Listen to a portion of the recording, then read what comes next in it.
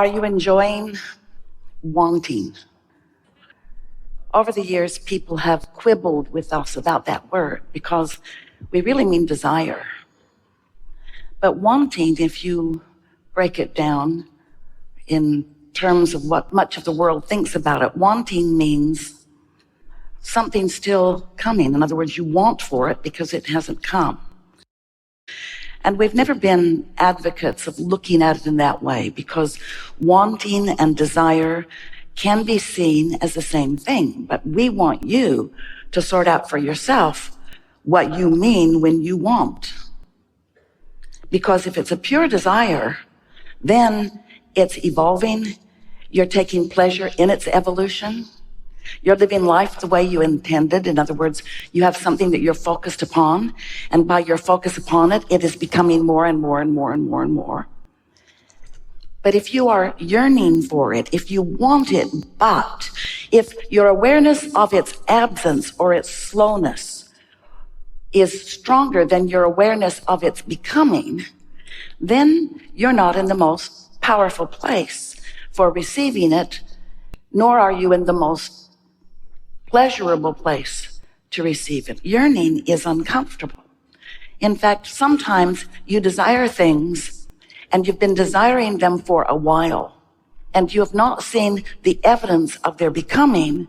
And so when you think about whatever it is that you desire, you approach it from this is hard, this takes too long, I don't know what's wrong, what am I doing wrong?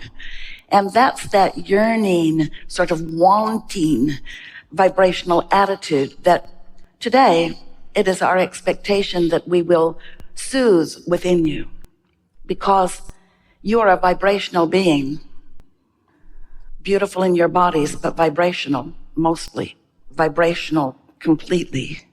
You are vibrational beings, and the law of attraction, the manager of all things in this universe, is responding to whatever your vibrational utterance is. And as we visit with so many of our physical friends, you are not usually that aware of what your vibrational utterance is. You don't realize what you're doing because you're so accustomed to observing and responding to what you're observing that you are we like you really a lot. In fact, we adore you, but you are sloppy vibrational utterers. It's what we call creating by default. It's what we call knee-jerking around. You're responding to the way life is coming to you rather than controlling the way life is coming to you.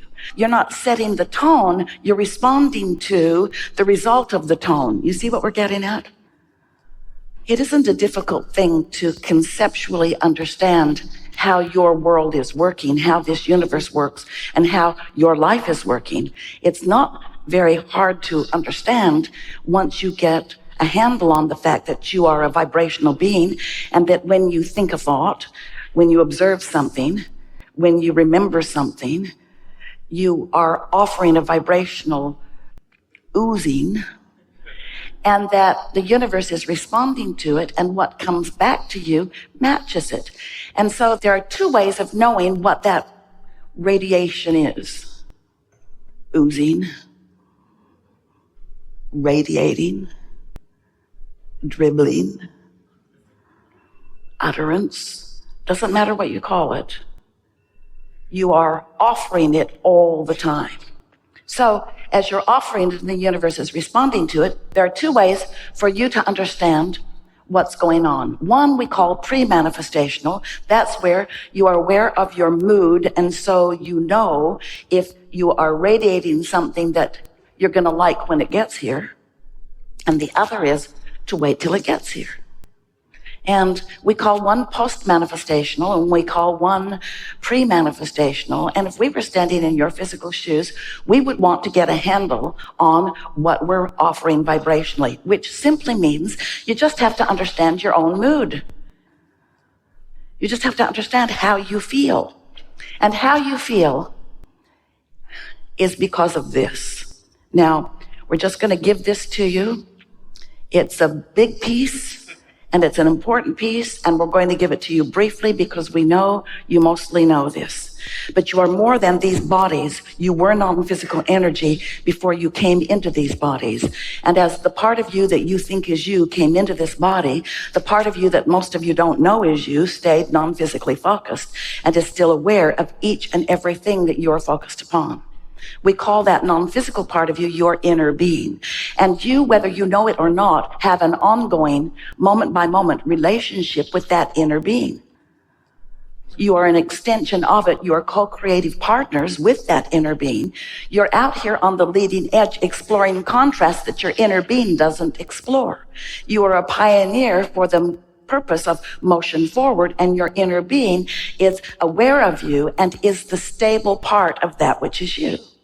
So when you in your body explore some contrast and realize that you don't want that and therefore radiate a vibration, ooze a vibration, utter a vibration, blast a vibration, dribble a vibration, it depends on how important it is to you, of what you do want, your inner being receives that request, that determination, and factors it into all that you are. Another way of saying that is you just became more because of the contrast you lived. Another way of saying it is we all just became more because of the contrast that you lived. The universe just expanded. Now, you may not think it is very important because you're just having an argument with the person you live with. You might not think it's very important because you're throwing things at the television and shouting things into the atmosphere. You don't think it's that important because it just feels like little old you having a little old moment and some little old contrast. But every bit of it matters a lot.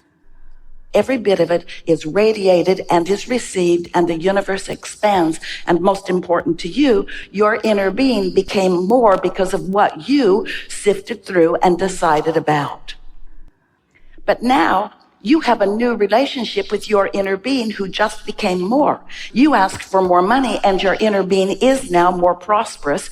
The vibrational essence of that which you are has just expanded.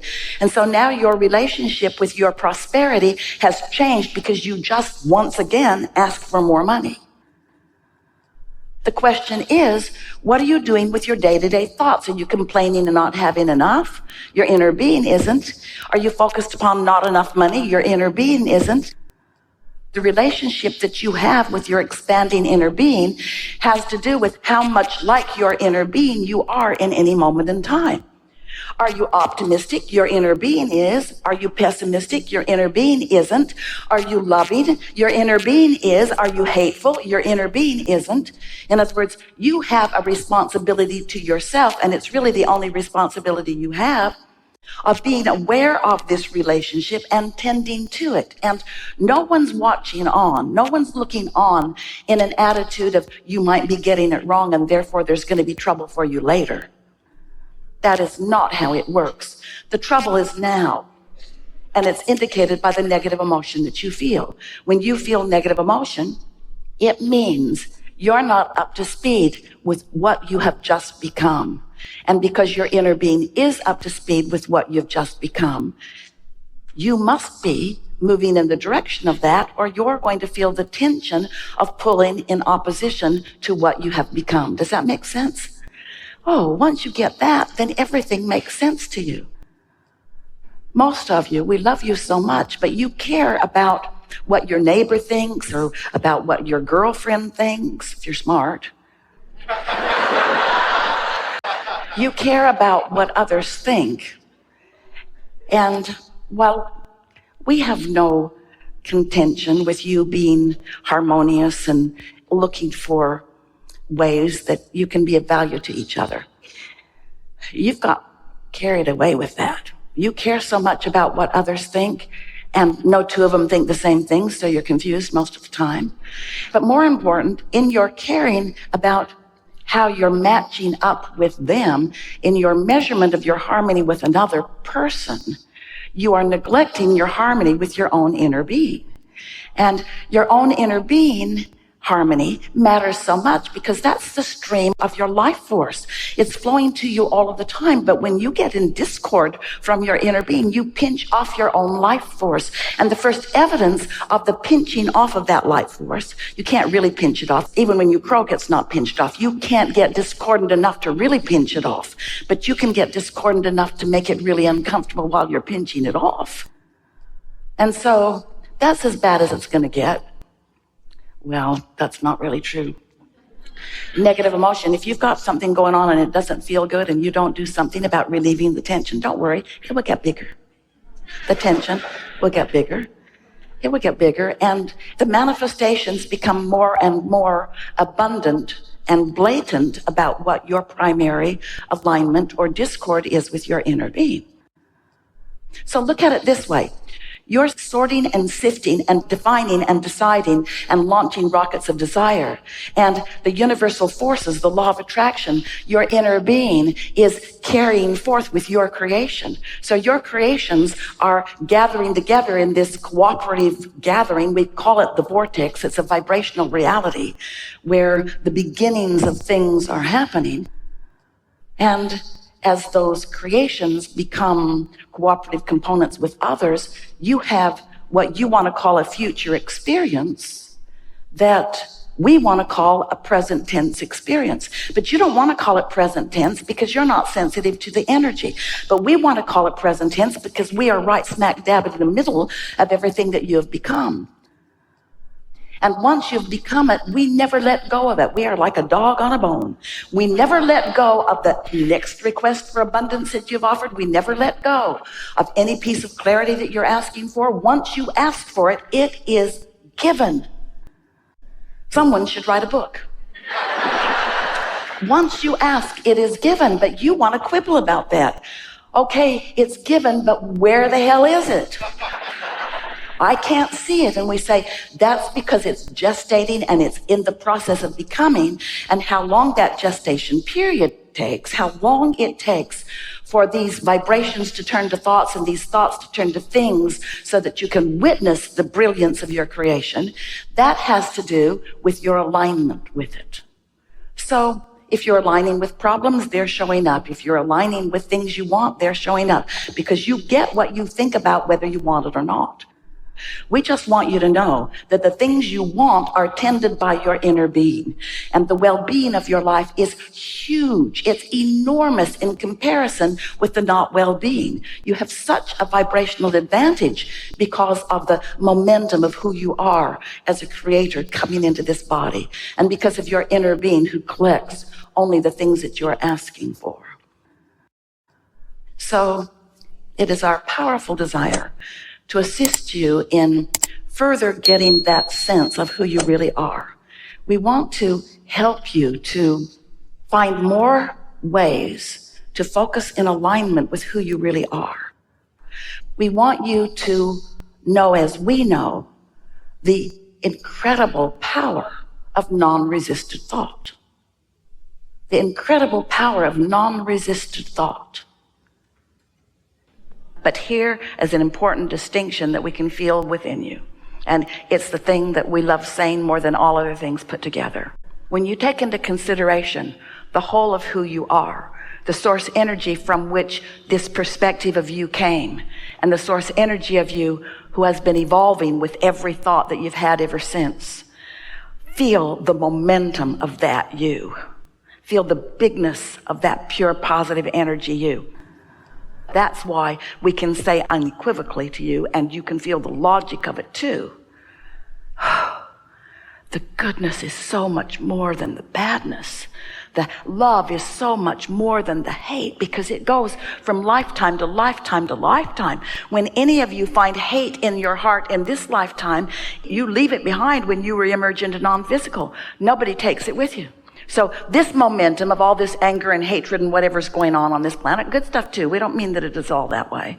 But it does not reemerge into non-physical. It's not that ongoing, passed on from generation to generation from the non-physical standpoint. Your non-physical ancestors never pass on bad stuff to the new ones coming forth.